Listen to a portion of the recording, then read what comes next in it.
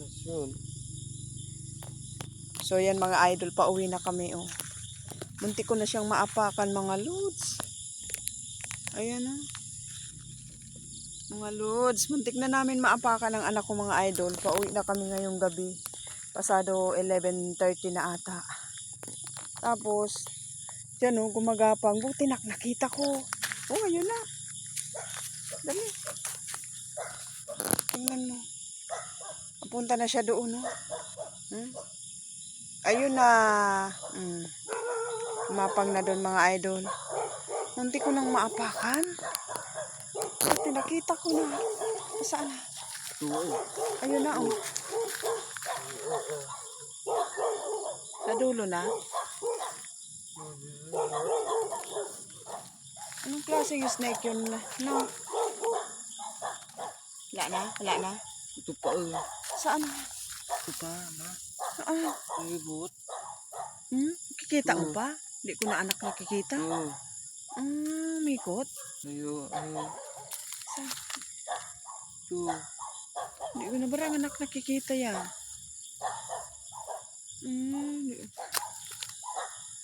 Hindi ko na talaga mapakan. Buti, nakita ko. Mas maganda talaga yung uwi tayo. Lagi tayong may ilaw. Para nakikita natin. Ano na mga idol, 11:30 na ata.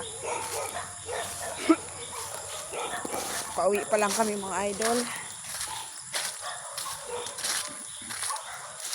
Dito na tayo naklumaan. Sa inano ni Papa mo, nilinis. Nilinisan baga dito ni Papa mo.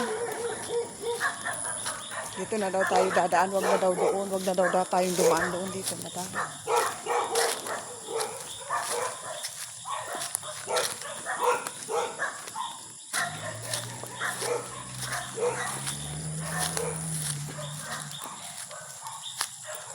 Tingin-tingin tayo sa dinadaanan natin.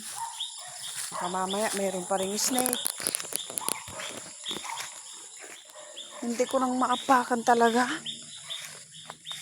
Buti, medyo may distansya pa man ako ng konti.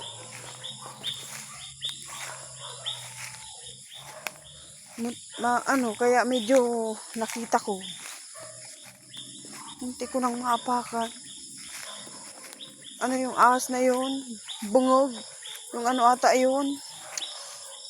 Yung yung venom venom noon, walang tambal.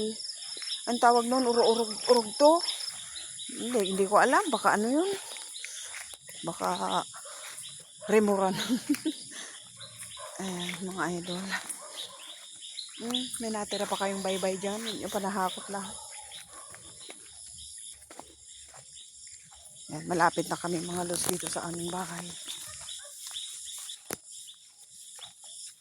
11:30 na. Hindi, ma. Hindi dito. Dala ko. Kain tayo pagdating. Ito, Kumain tayo. Magkakape ako. Malapit na kami mga idol sa aming bahay. Natatanaw na ang ilaw. Ayan na. Siya mga idol, maraming salamat. Sana kasama ko ang aking anak.